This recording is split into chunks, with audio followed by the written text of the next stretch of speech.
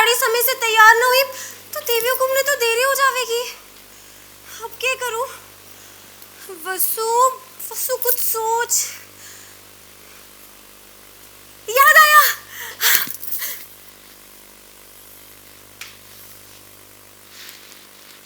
अरे ये क्या हो गया? देवी हुकुम की साड़ी काली कैसे हो गई? अब देवी हुकुम के पहन के जावेंगी? हमारी इस साड़ी की हालत किसने की? ए लड़की, हम तुमसे कुछ पूछ रहे हैं। बिना हमारी इजाजत के तुमने हमारी साड़ी को हाथ भी कैसे लगाया? वो देवी हुकुम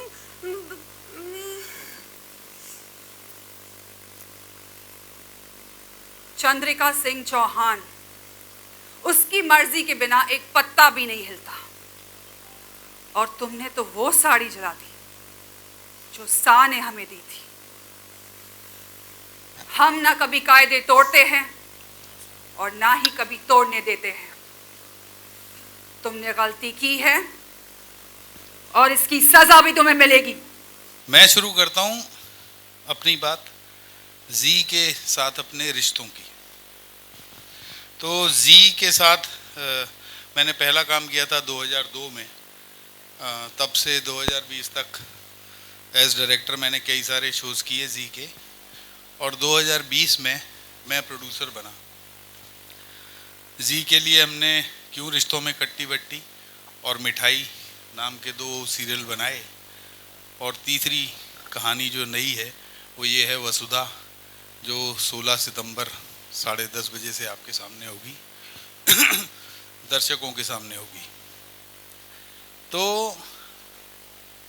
ये कहानी 2 महिलाओं की आसपास घूमती है, और जैसा आपको बताया अभी कि चंद्रिका सिंह चौहान उदयपुर की बहुत बड़ी बिजनेस वूमेन है, और जो अपने कड़े संघर्ष और कड़ी मेहनत से यहाँ तक पहुँची है। 25 साल उन्होंने बहुत मेहनत की, और ये सब मेहनत करके उन्होंने कमाई जो की वो थी परिवार की प्रतिष्ठा, अपनी कंपनी की साख। तो ये 2 चीज़ों को लेके वो बहुत कॉन्शियस रहती हैं, और जिस पे कोई भी आंच नहीं आने देना चाहती, परिवार की प्रतिष्ठा और कंपनी की प्रतिष्ठा। दूसरी चीज़ जो उनकी लाइफ में है वो है उनका कड़ा अनुशासन। तो घड़ी के टिक टिक के साथ उनकी सारी गतिविधियां जुड़ी हुई हैं, तो परिवार में सब लोग उसको फॉलो भी करते हैं। और इनकी दुनिया में एक लड़की आती है जो गांव की है, गांव मोगरा झालावाड़ कोटा जिला की, वसुधा सोलंकी। तो वसुधा बिल्कुल अलग मिजाज की लड़की है, जिसका कोई भी रंग चंद्रिका सिंह चौहान से नहीं मिलता है। नटखट है, शरारती है, लेकिन दोनों में एक चीज़ कॉमन है, वो है उनका आत्मविश्वास। दोनों में अटूट आत्मविश्वास है। तो हम जो चंद्रिका सिंह चौहान उदयपुर की जो सफल व्यवसायी सबसे बड़ी बिजनेस वूमेन है, उनकी ग्रामीण छवि हम वसु में देखते हैं। वो इसलिए क्योंकि दोनों में आत्मविश्वास भरा हुआ है। कहानी में और भी कई किरदार हैं। तो उनके बेटे हैं चंद्रिका सिंह चौहान के देवांश सिंह चौहान, जो जिन्हें आज का राम कहा जा सकता है, और वो उनके लिए माँ सबसे ऊपर है। माँ की इच्छा, माँ का वचन, उसके लिए वो कुछ भी कर सकते हैं। और आज की दुनिया में अगर कोई श्रवण कुमार नाम का बेटा होगा तो वो देवांश सिंह चौहान जैसा होगा।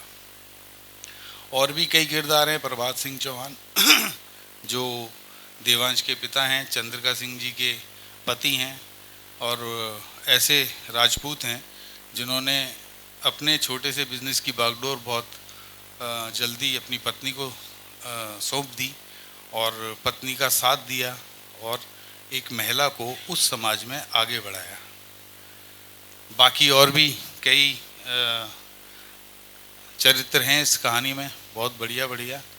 एक है हनुमंत, जो हमारी हीरोइन, हमारी नायिका वसु के पिता हैं, और जो चंद्रिका सिंह चौहान के यहाँ लगभग 30 साल से नौकरी कर रहे हैं, ड्राइवर हैं उनके। और उनके लिए भी चंद्रिका सिंह चौहान बहुत ही महत्वपूर्ण हैं। उनकी हर बात को पूरा करना उनका काम है। तो कहानी में तो बहुत सारे मोड़ हैं, बहुत सारी नई नई बातें हैं, बहुत सारे नए संबंध हैं, अलग अलग रंग हैं। कहानी बहुत नई है और अभी हाल फिलहाल ही हम इसका एक बहुत लंबा एक शेड्यूल आउटडोर में करके आए उदयपुर में।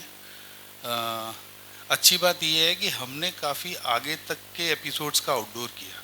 नॉर्मली सीरियल में क्या होता है, पहले हफ्ते की कहानी का जो भी है थोड़ा बहुत आउटडोर हो गया, लेकिन हम इसमें काफ़ी आगे तक की कहानी का आउटडोर शूट करके आए। उदयपुर में मौसम थोड़ा था ऐसा बारिश वाला, लेकिन फिर भी हमने शेड्यूल पूरा किया अपनी टीम की वजह से और बहुत अच्छा काम हो गया कम समय में।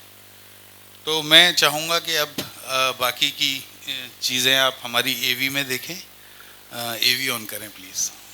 अभी इन्होंने कहा कि चंद्रिका सिंह चौहान के बेटे हैं, बड़े बेटे वो आज के राम हैं, तो मैं बताना चाहूँगी कि उनके छोटे बेटे हैं अविनाश, जो आज के बिगड़े हुए लक्ष्मण हैं।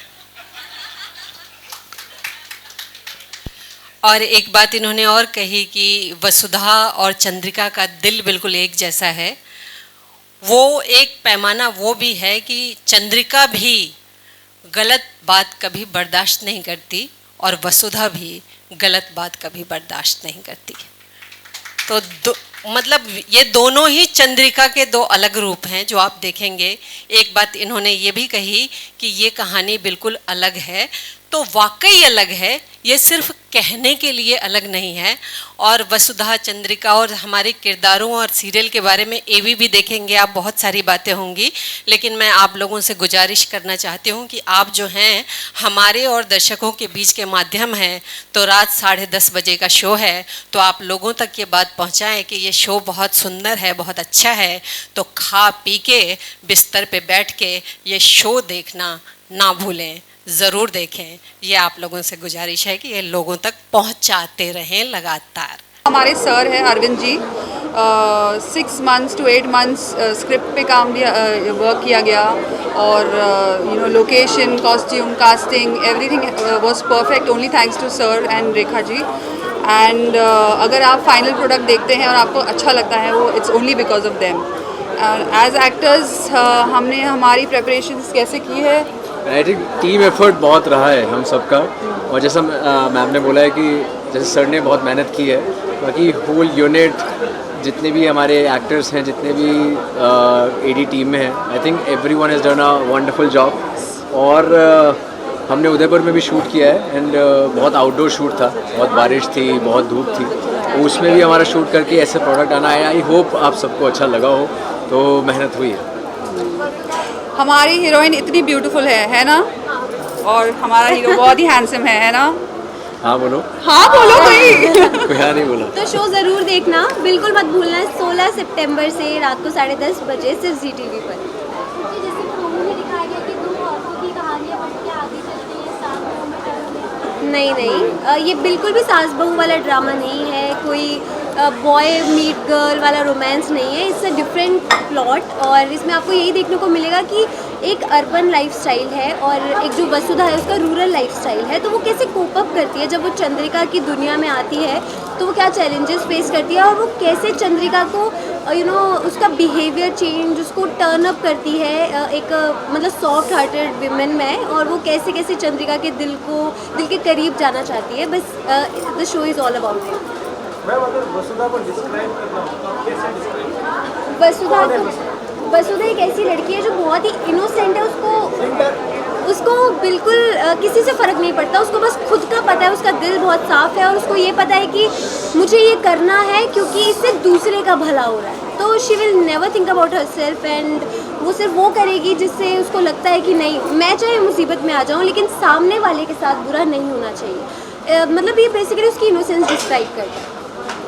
मैम आपसे क्वेश्चन है कि इतने सारे टीवी सीरियल्स टीवी शोज आ रहे हैं, तो आपको क्या लगता है कि आप जो शो लेके आ रहे हैं उसमें आप क्या डिफरेंट ऑफर कर रहे हैं और क्या लोग एक्सपेक्ट कर सकते हैं इस शो से? जैसे कि हमने पहले भी कहा कि ये कोई सास बहू ड्रामा नहीं है, ये 2 औरतों की कहानी है जो अपनी अपनी नज़र में सही है, कोई सही और गलत नहीं है। हर एक का दोनों का पॉइंट ऑफ व्यू अलग है बस, और वहीं पे जो टकरार आती है वो कहानी का मुद्दा है। और बहुत ही जैसे what's the word for faithful son, आज्ञाकारी आज्ञाकारी बेटा है, और एक बहुत ही नटखट बेटा है। तो ये कहानी आपको कहीं और नहीं दिखेगी। आपको मैं गारंटी देती हूँ, जैसे सर ने इसे शूट किया है, ये एक फिल्म से कम नहीं है। It's beautiful. जी, मेरी मम्मा ने अभी ये वाला मुझे देख ही एक्चुअली नहीं रहा था ठीक से। मेरी मम्मा ने बहुत अच्छा लगा, इन मम्मा को बहुत अच्छा लगा है प्रोमो। और आई थिंक मैंने भी अभी ये जो प्रोमो देखा है, ये मैंने खुद पहली बार देखा है, तो मैं खुद सरप्राइज था इस प्रोमो को लेके। बट आई थिंक जितनी हमने मेहनत की है प्रोमो के लिए और जितनी शो के लिए हमने मेहनत की है, आई थिंक वो मेरे हिसाब से यहाँ पे रंग लाई है। और मैं उम्मीद करता हूँ कि आप लोगों के दिमाग में भी, दिल और दिमाग में दोनों छा जाए। बिजनेस पेमेंट का कैरेक्टर है, आपको तैयारी की और किस तरह का बिजनेस आप कर रही है शो के अंदर, और इनकम टैक्स में छापे कभी डर है, कुछ बताना चाहिए आप।